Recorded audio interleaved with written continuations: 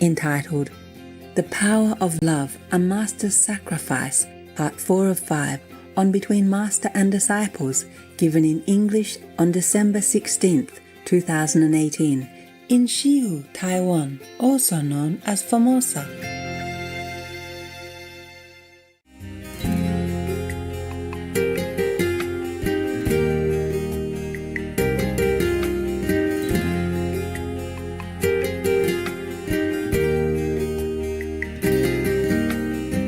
What was it then? You see that? That's a proof that I'm getting old. What? What was it before? Change the law. Change the law. Okay. Changing the law is not like, okay, I go to change the law because I'm the president. They will ask you why. Huh? What will the Philippines gain from it? Our people already need to have employment outside. Why do you want to take these helpless people, no home, no money, yeah? And you don't even know them, what are they going to do to our country, or whether or not they be good or, bad or anything. So it's not that easy, yeah? And then you also have your opposite position. And every country, they have some like socialist party also, yeah? In the Philippines also. And that, of course, that will be against the decision, yeah? Yeah. But the Catholic Church, the Council of the Catholic Church, in the Christian bodies, the governing body, the priests, yeah, the cardinals, and all these benevolent people, they urged the government to take them, because at that time nobody wanted to take any more Vietnamese refugees. It was just repatriation. It was the end of all refugee benevolent programs. So all 5,000 were going to go back to Vietnam. And you could see in newspapers, they kill themselves, they punch their stomachs with knives, and they cut their throats. They did everything just to protest. Some of them did. I even had to visit them in the hospital. Some of them survived, but hardly, almost dying. Or they went on a hunger strike just to protest because they were so fearful to go back. I told you all the propaganda really worked. Of course, the advertisements work. That's why they spend, all the big companies, they spend millions or billions to advertise. You understand? It also affects me.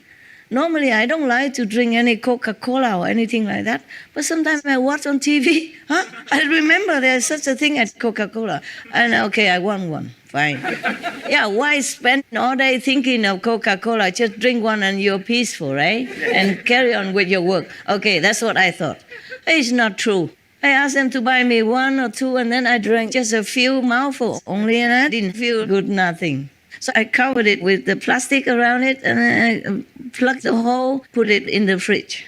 Okay, next time if I'm incited again by some magic propaganda on TV or something, I had to sometimes watch it. I don't know how.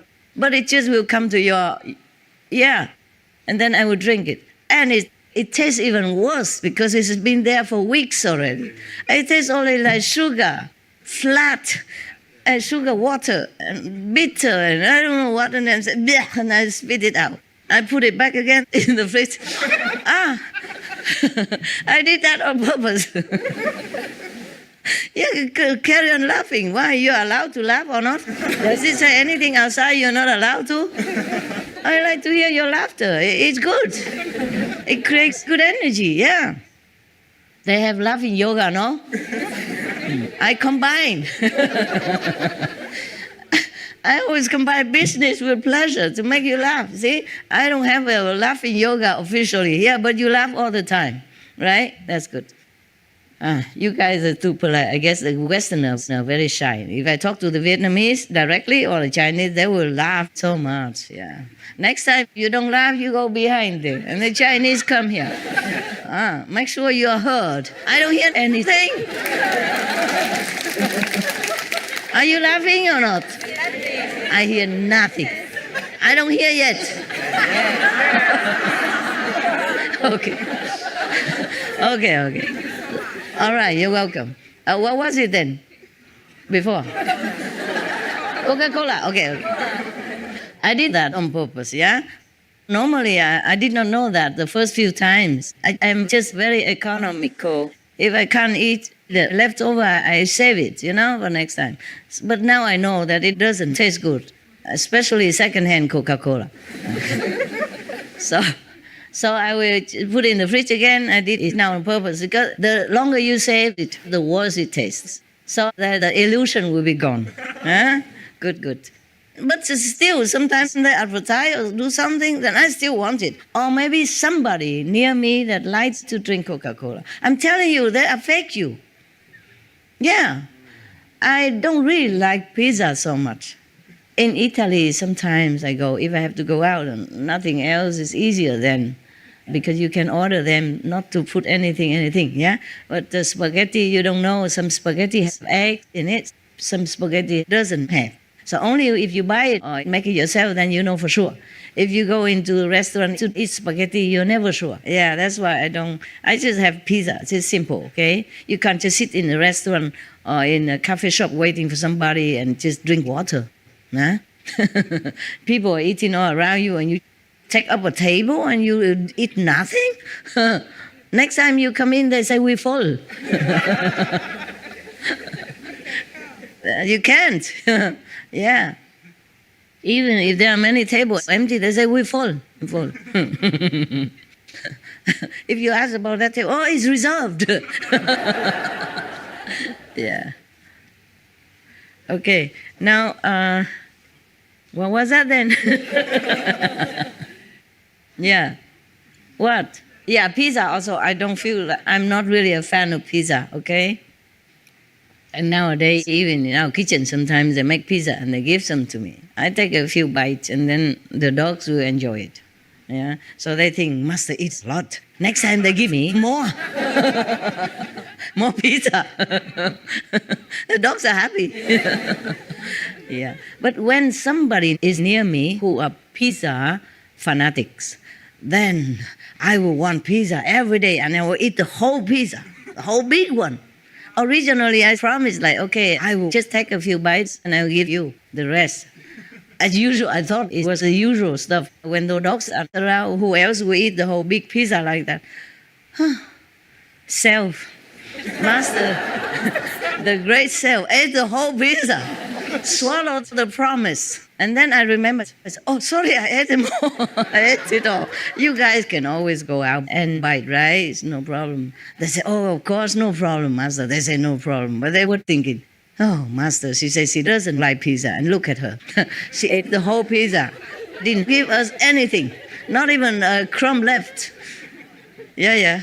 The great self ate it. With no shame, nothing.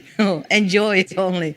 I'm glad with somebody like that nearby sometimes, or some chance that I can enjoy something. Just like in India, I have to drink tea every day. Chai. I have to drink chai every day. There was plenty in the ashram, okay? Even if food was not left over, but always chai. And so I bought some noodles, and there's hot chai. I didn't have anything to cook water. I was not allowing the kitchen. The kitchen had nothing to cook. After they cook, they just move everything away. So I used a hot chai and put the noodles in it. Yeah, and instant noodles. There was only one instant noodle I could eat, curry noodle. Only one. The rest were not vegan. And I put in there, covered it, my cup, in the chai, and then it took a longer time to soften, but it was softened. And it's still enjoyable. So if you go to India, you can do that. Yeah, good tip, huh? Yeah, that's how I survived. Because sometimes if I work and then I go into the dining room, nothing left. Or just a few pieces of salad that I didn't want. Okay. My God, I talk a lot, huh? From Vietnam to the Philippines to India. What was that before? You seem to always know everything. Huh? Coca-Cola pizza. Yeah. What I mean is the propaganda really works. Yeah. Propaganda or the energy of other people around you. Yeah. Because energy is energy. You can't forbid it to come to you, to come into your magnetic field. That's why some societies, they just go away from the hustle, bustle of the world and they just stay together, Like the Essenes society, like the Amish people, they don't interact too much with the world except what's necessary. They stay together. They keep their faith strong, their energy the way they want it. Huh? That's how monks and nuns orders came into realization, because they just want to be away. And if you want to be away, then you have to reorganize your life to downsize your expenses and your needs. Yeah? So the monks and nuns just wear simple, just one type of clothes, one or two pairs, and then if you can't have money, then you go begging for food or go taking some buds or some lotus shoot, something like that, to pass your time. And then you can use your time to be together with a like-minded, simple, spiritual, pure. But not everybody becomes a monk or nun really realizing what they are wanting. And they will go astray also. You see what I'm saying? Yeah? And then instead of following the purity of God devotion, they go astray and they become maybe somehow superstitious or doing this and this, mixing things. So it's not the same. And then the Maya will use their desire or their ambition to lead them astray. Yeah. On the retreat, maybe we have more time, I will read you that. I will explain and read all kinds of Maya that come to you, all kinds of devils that come and tempt you, and how you would become and how you can prevent it. Okay, from the Buddhist Surangama Sutra. That sutra is precious. It says that when the Dharma end in age, and like Buddha passed away too long ago, then that Dharma will be the first to disappear. That a sutra will be the first to disappear. That's a very precious one. Inside their advice. Inside many Bodhisattvas, many of his top disciples, talking about which meditation method is the best, the most suitable for the great souls and the medium souls and the lower souls alike.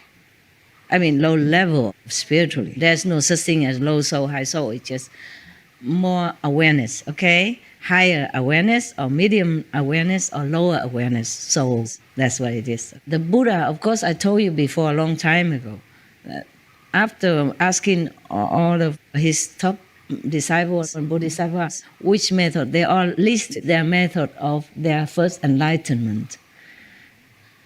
And then the Kuan Yin Bodhisattva, Kuan Yin, also listed this method, which is the hearing method.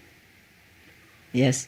And then one of his top disciples, I can't remember the name now, and then summarized that and say, of course, still after all, the sound method, the hearing method, the reverting the hearing method is still the best, most suitable, and lasting, and most reliable. Because everything else, like if you rely on the nose, the smell to be enlightened, rely on the breath to be enlightened, everything else is not reliable. If there is no smell, then how are you going to practice? For example, like that, yes. And if there's no sensation of touching, yeah, then you cannot be enlightened, no? That's what the Buddhas and the Bodhisattvas were discussing in that sutra as well. So that sutra I like very much. It's compact with the method of enlightenment, the best one, the most reliable and the quickest, and combines also how to recognize if you are going astray and why you are going astray and how you can rescue yourself. Yeah. Okay? Retreat. If you come, I will have more time to read it and explain it to you. Okay? Yeah. Right now. Oh, the Buddha is nowhere to be seen. Poor Buddha. Oh, God. Looks like we're having all-day retreat here. Okay, what was it? Okay, never mind. We go back to the white hair. I have plenty. I have plenty of white hair. But I didn't have to wait for the white hair to remind me. I didn't have to live 84,000 years in order to know that. Okay. The Buddha, of course, he lived long in order to have more affinity with all beings. Yeah, the more he lived, the more he could make affinities. And then later, when he became Buddha, he could help them more. Yeah? All right, now. Even at that time, he wasn't a Buddha, but he was kind of a diva king, understand? So his name is Makadiva. Now, the Buddha saw the white hair, he became very anxious already. Okay, so right, he knew his time was not long. But it was not like that. He still had 84 more thousand years, more or less, to live on. Not like he would die soon, like in 10 years or 100 years even. No, 84,000 more years. Well, 84, it means a lot, but doesn't mean exactly 84,000, okay? In India, at that time, seems like they have this certain number fixed. You know, if a lot, they say 500. And a lot more, 2,000. A lot more than 84,000. So the Buddha always mentions, like, the Dharma teaching has 84,000 doors, 84,000 methods. And the 6 scriptures, 84,000 kalpas, 84,000 lives, or 90,000, you know, they do like that, yeah? It's a fixed number. And if it's a lot more, then I can think of, they say it is innumerous, okay? Just like us right now, we say numerous, okay?